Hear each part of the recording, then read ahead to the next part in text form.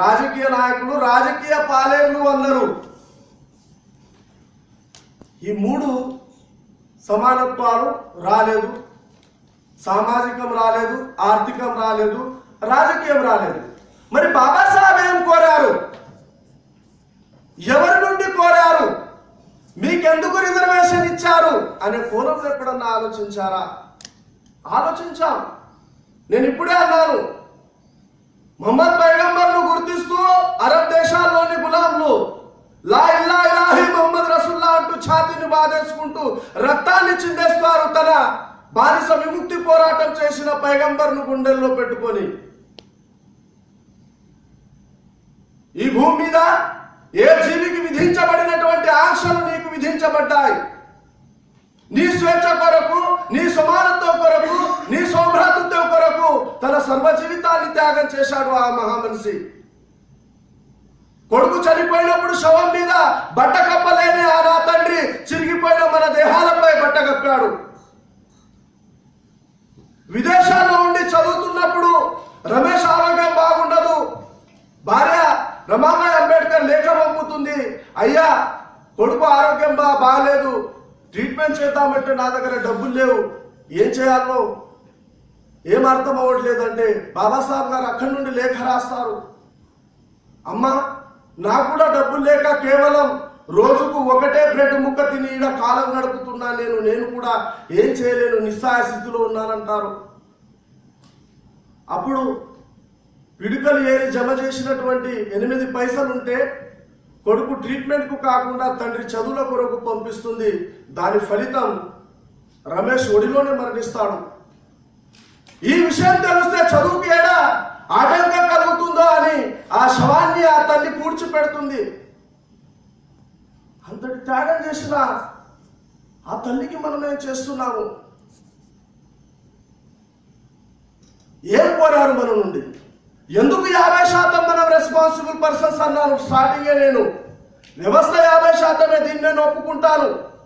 50% మనం ఎందుకు అవుతున్నాము అంటే బాబాసాహెబ్ అంబేద్కర్ గారు రిజర్వేషన్ బెనిఫిషరీస్ కు, అసలు రిజర్వేషన్ అంటే మీ దృష్టికి కేవలం రిజర్వేషన్ మా అబ్బ సొత్తు, రిజర్వేషన్ మా స్వార్థ ప్రయోజనాలకు ఉంది, రిజర్వేషన్ మా జన్మ హక్కు అని అనుకుంటున్నారు కావచ్చు. కానీ రిజర్వేషన్ అనేది ఒక బాధ్యత, ఒక కర్తవ్యము అనే విషయం మీరు మర్చిపోయారు. ఏ బాధ్యత, ఏ కర్తవ్యము? Schedule caste. షెడ్యూల్ అంటే ఏంటి? ఇంక్లూడెడ్.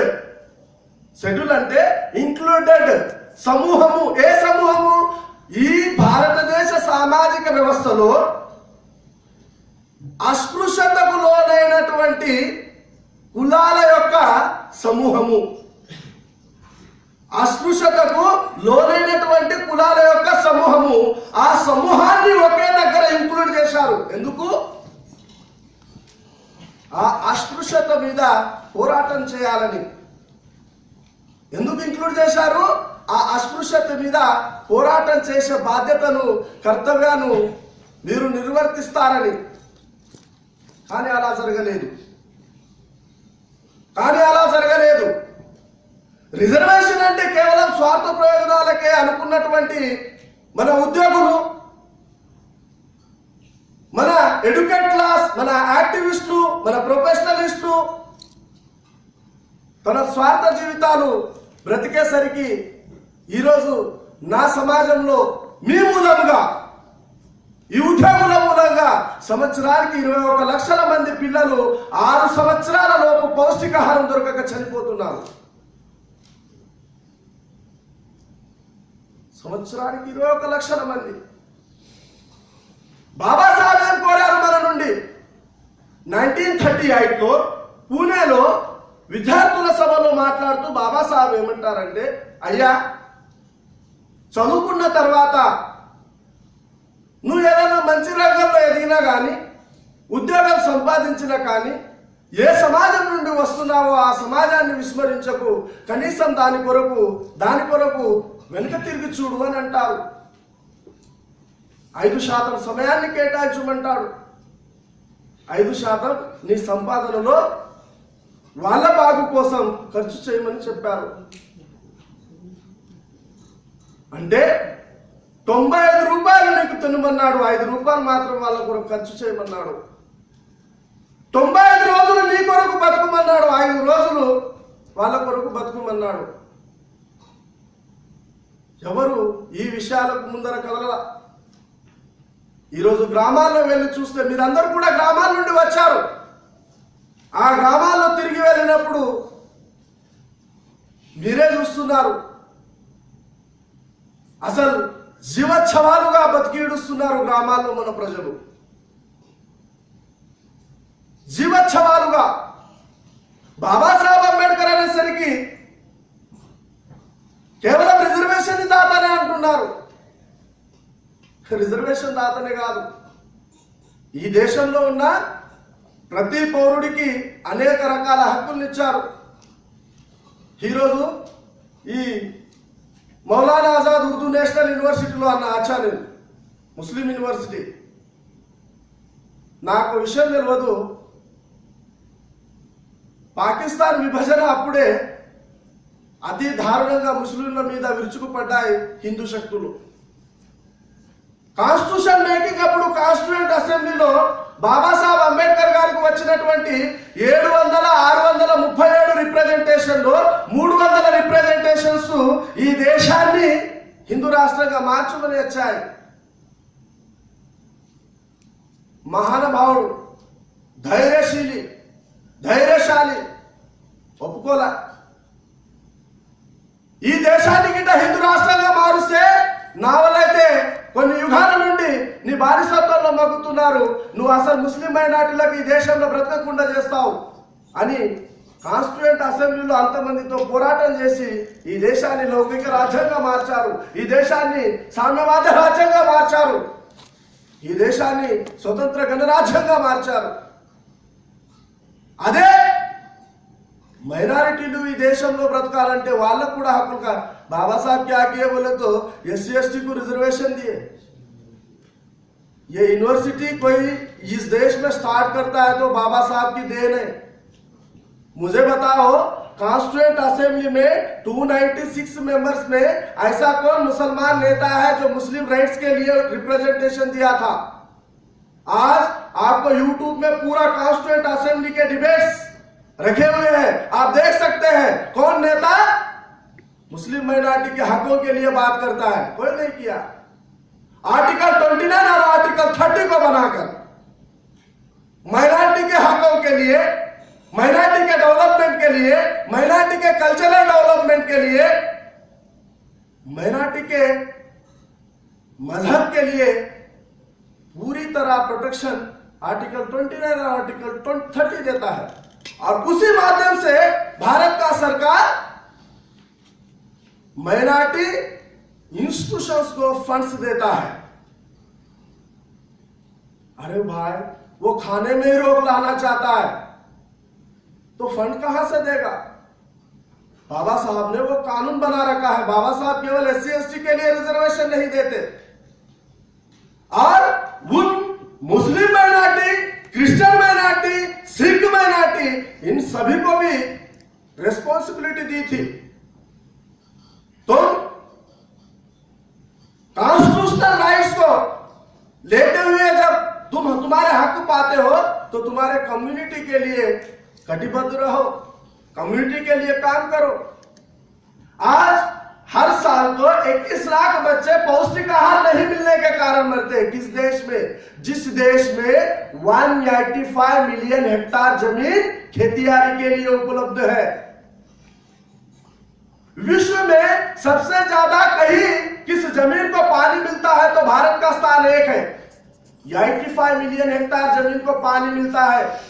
उत्पादनों में देखें, चावल उत्पादन में 21% चावल भारत उत्पादन करता है, 19% गेहूं भारत उत्पादन करता है, 23% दाल भारत उत्पादन करता है। उस देश में मेरा बच्चा पौष्टिक आहार नहीं मिलने के कारण मर जाता है।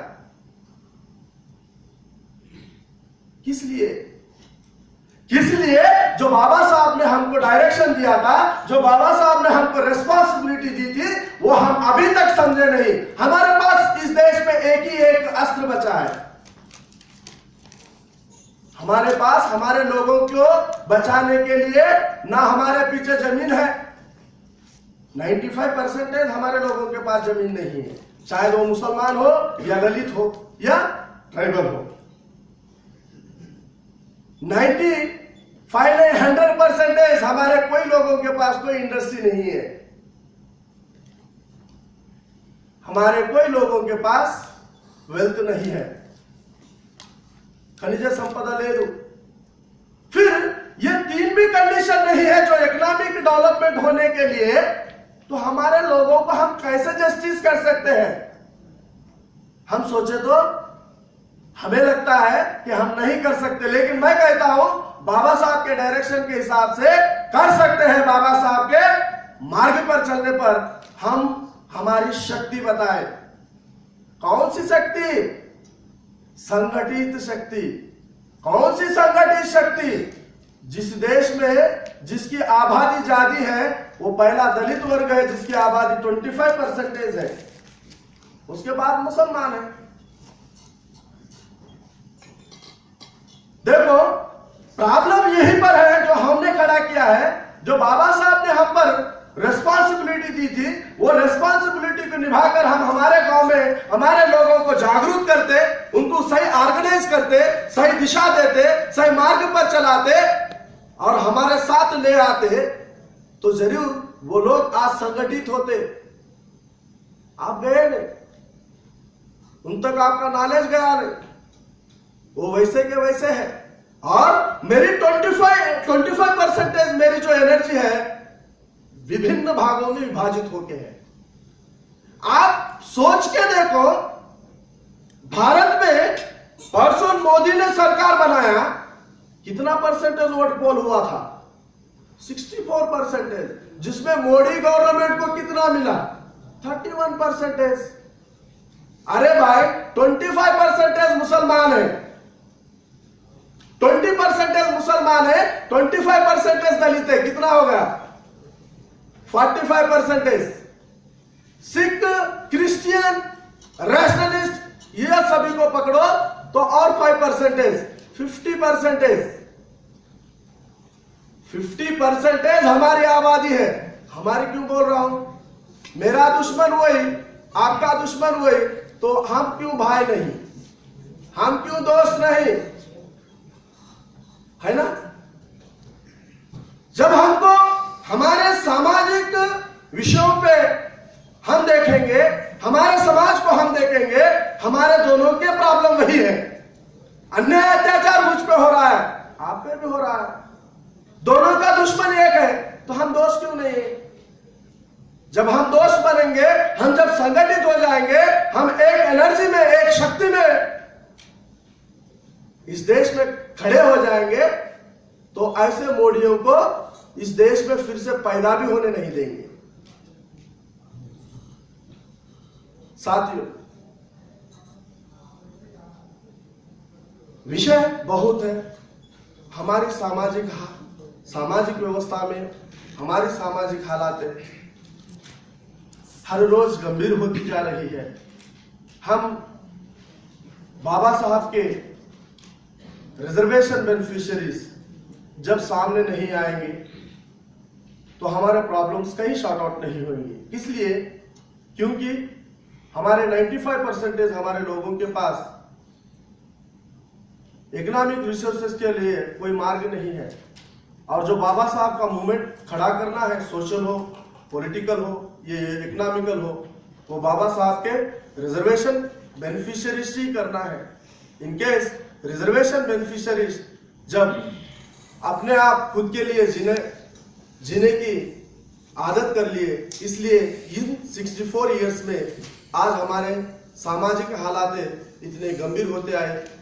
सभी को हमारे समाज को देखना है, हम कहां से आए, किस मसीहा ने आज हमको यहां तक लाया, उस मसीहा के दिए हुए रिस्पॉन्सिबिलिटी को समझ के हमारे सोशल रिस्पॉन्सिबिलिटी को लेकर हम सभी चलेंगे, ऐसा मैं आप सभी से उम्मीद करते हुए यहीं पे